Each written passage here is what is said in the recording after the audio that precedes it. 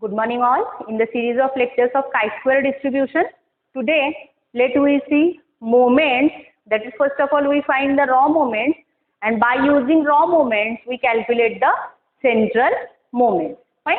So the formula for a raw moment is mu r dash, which is equal to expectation of x raised to r. This is equal to integration over the range of x raised to r fx dx. Now in the next step, we can replace the range of x as well as the fx. So the range of x over here is 0 to infinity x raised to r. And the terms which are free from x, they are come out from the integration sign, and we can write this as 1 divided by 2 raised to n by 2, gamma n by 2. Then what we have? It is e raised to power minus x by 2, x raised to power n by 2 minus 1 dx. Now, we write this as 2 raised to n by 2, gamma n by 2, 0 to infinity, e raised to power minus x by 2 as it is, and we can have the powers of x as n by 2 plus r minus 1 dx. Since we have two terms of x, okay. Now, we know that, what we know? We know that 0 to infinity, e raised to power minus mx, x raised to power n minus 1 dx, this is equal to gamma n divided by m raised to n. So, by comparing both the integrals, we get the values of m and n as the coefficient of e raised to power minus x is nothing but m. So, coefficient of e raised to power minus x is half over here, and the value of n, that is x raised to power n minus 1. So, over here, x raised to power n by 2 plus r minus 1, that is the bracketed term is nothing but the value of n, and hence we can have n by 2 plus r as the value of n.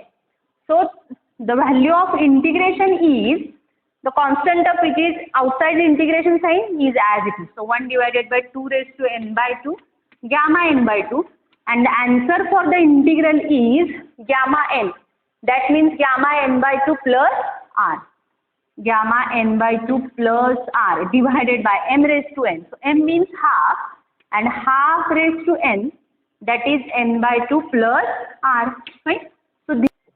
So to simplify this, we have the gamma terms as it is. So, gamma n by 2 plus r divided by gamma n by 2, and 2 raised to power, see, it is in the denominator's denominator, hence the power is as it is, that is 2 raised to n by 2 plus r. And since in the denominator I have minus n by 2. So, what we get? We get this as 2 raised to r gamma n by 2 plus r divided by gamma n by 2. That is my raw moment of chi-square distribution. Now, having the values of r1, 2, 3, 4, we get first 4 raw moments of chi-square distribution, and these are mu1 dash is equal to, that means we can put the value of r as 1. What we get? We get 2 into gamma n by 2 plus 1 divided by gamma n by 2. So, let me simplify the terms as, the numerator term is largest term, so we write this as, since I can write gamma n as n minus 1, gamma n minus 1, isn't it?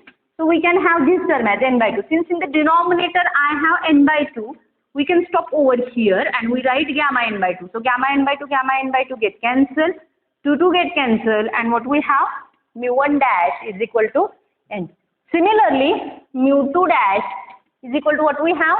2 square. That means we put r is equal to 2, hence we get 2 square, then n by 2 plus 2 divided by gamma n by 2. So, what is simplification of this now?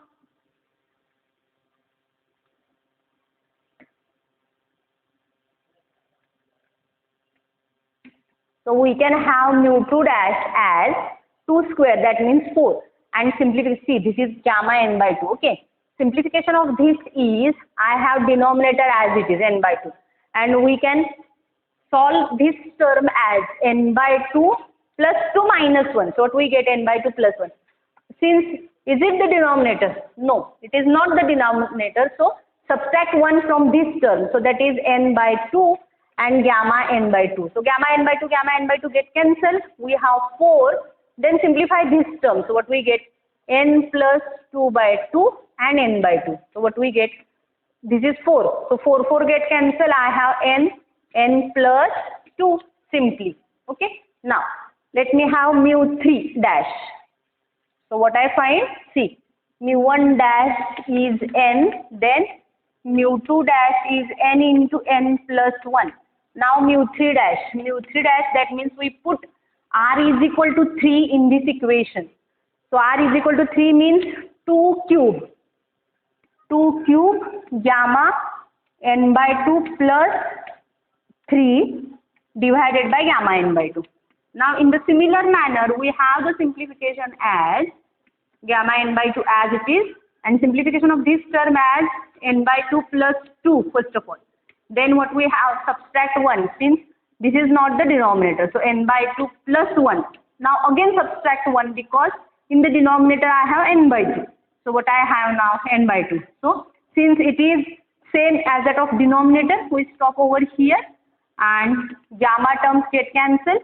What I have 8 n plus 4 divided by 2, n plus 2 divided by 2 and n by 2.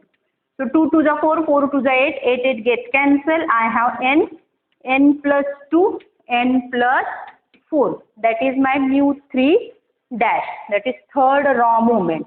So let me write the value over here, and mu3 dash is n plus 2. So this is not n plus 1, it is n plus 2. And n plus 4. Okay, fine. Now let me find the last term, that is mu4 dash. So mu4 dash is what I have, let me put the value of r as 4. So 2 raised to 4, I have n by 2 plus 4 divided by gamma n by 2. So this is nothing but 16. I have the simplification of this as gamma n by 2 as it is, n by 2 plus 3. Then n by 2 plus 2. Then what I have? N by 2 plus 1. Then n by 2 and gamma n by 2. So gamma n by 2 get cancelled. I have 16 and simplification of this becomes n plus 6 divided by 2. Then n plus 4 divided by 2. Then I have n plus 2 divided by 2 and n by 2. So 16 get cancelled with this 16 and I have the term as n plus 2, n plus 4 and n plus 6. So that is my mu4 dash. Fine. So after having all the values of raw moments, we find the central moments by using the conversion formula of raw to central. So mu4 dash over here is n plus 2, n plus 4 and n plus 6. So let me find the central moments.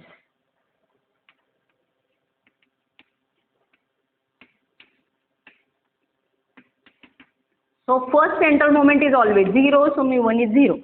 And formula for mu2 using raw moments is mu2 dash minus mu1 dash square.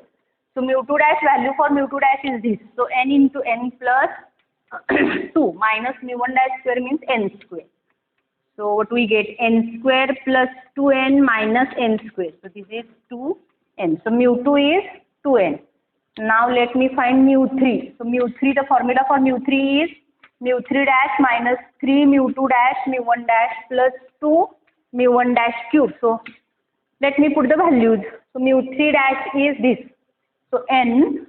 So I have n plus 2, n plus 4 minus 3 times mu2 dash. Mu2 dash is n plus 2.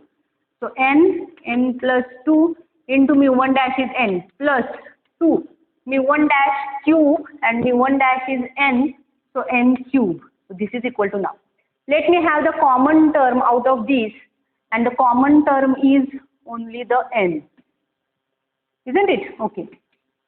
So let me simplify this term. So what I get?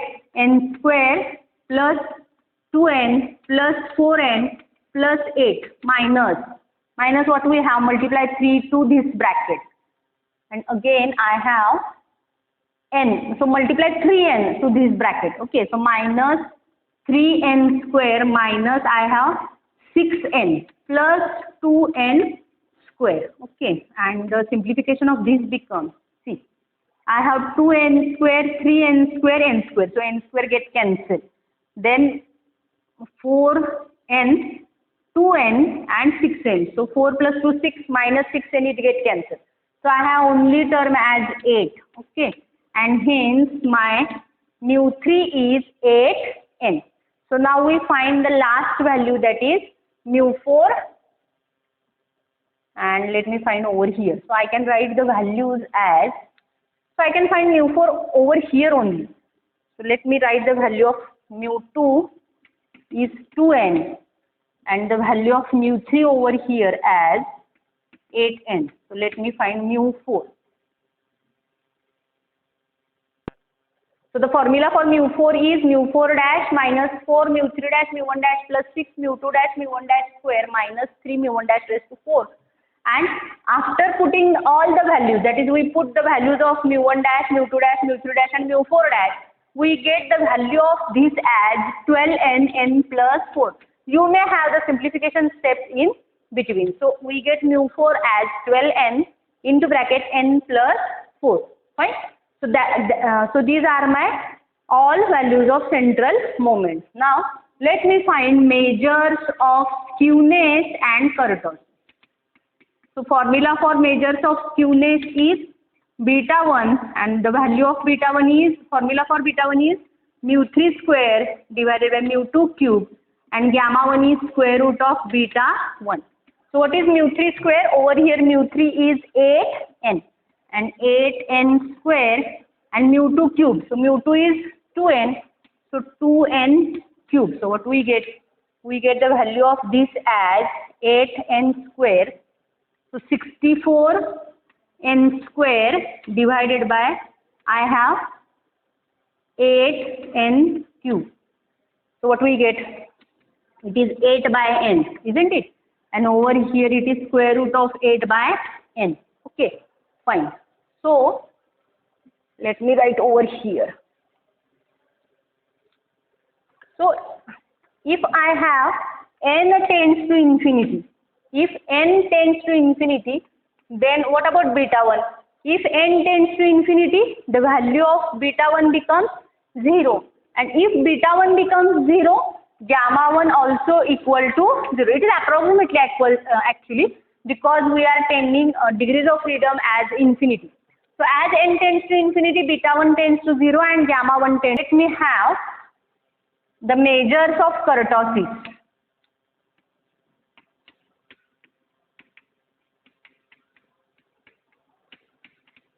And formula for this is beta 2 is equal to mu4 upon mu2 square, and gamma 2 is equal to beta 2 minus 3. So this is equal to mu4, and the value of mu4 is this. So 12n n plus 4 divided by mu2 square, and the value of mu2 is 2n square. Okay, so this is nothing but what I have, 12n n plus 4 upon 2n square. So that means 4n square. So what we get? We get the value of beta 2 as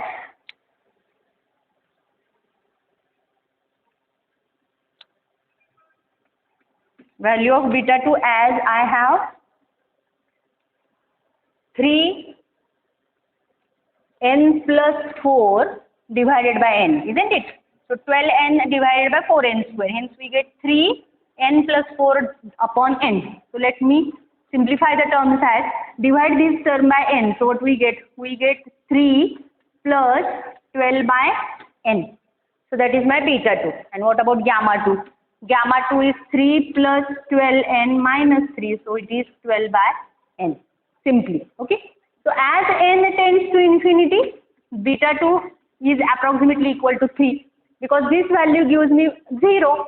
And hence it is 3, and if beta 2 is approximately equal to 3, which implies gamma 2 is approximately equal to 0, and hence the distribution is meso-Kurti. That is for n tends to infinity, that is degrees of freedom. As if degrees of freedom tends to infinity, the distribution is mesokurtic as well as symmetric. Fine? Okay. Now, let me find the additive property of chi-square distribution.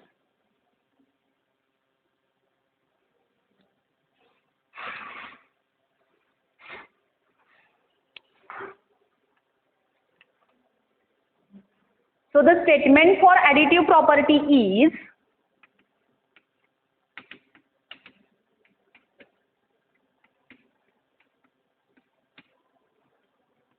x1 follows chi-square with n1 and x2 follows chi-square with n2. x1 and x2 are independent. Then addition of these two, that is x1 plus x2 follows chi-square with n1 plus n2 degrees of freedom. And we need to show this.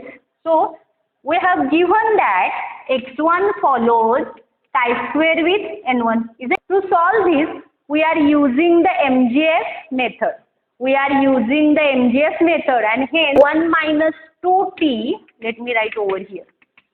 MGF of x1 is mx1t. This is equal to 1 minus 2t raised to minus n by 2. So minus n by 2, over here I have n1 degrees of freedom. So I can write this as minus n1 by 2. Again, since x2 follows chi-square with n2, MGF of x2 is, so I have mx2t. This is equal to 1 minus 2t raised to minus n2 by 2. Fine? Okay. Now we need to find the MGF of x1 plus x2. So let me consider y is equal to x1 plus x2. So by definition, we can write MYT, MGF of y, as expectation of e raised to yt. This is equal to expectation of e raised to x1 plus x2t. This is equal to expectation of e raised to x1t plus x2t. But since x1 and x2 are independent, we can write this as x1t into expectation of e raised to x2t. We can write this because x1 and x2 are independent. Okay. Fine. See, e raised to yt, we can replace the value of y as x1 plus x2. So x1 plus x2t. Again x1t plus x2t. Since x1 and x2 are independent, I can have expectation of e raised to x1t into expectation of e raised to x2t. Fine. Now, let me write over here. So what we have now, see, so MYT, this is equal to now, so if you observe this is nothing but the MGF of x1 and MGF of x2. So this is mx1t into mx2t. Okay. So what is mx1t? I have the values. So mx1t is this. So 1 minus 2t raised to minus n1 by 2. And what about mx2t? The value is this. So 1 minus 2t raised to minus n2 by 2. And hence we get the value of this as 1 minus 2t. Since the base is the same, we have minus n1 plus n2 by 2. So if you compare the MGF of y and MGF of x1, if you compare the MGF of y and MGF of x1, only the difference is instead of n1 what we have, I have n1 plus n2. That means your y follows chi-square with n1 plus n2 degrees of freedom by using uniqueness property of MGF. Over here, y is, since y is x1 plus x2, that means x1 plus x2 follows chi-square with n1 plus n2 degrees of freedom by using the uniqueness property of MGF. Okay. So in today's lecture, we have seen the moments, that is raw moments of chi-square distribution, then central moments of chi-square distribution, then we have the measures of skewness and measures of kurtosis, and after that we have the additive property of chi-square distribution. Thank you for watching my video. Please subscribe my channel.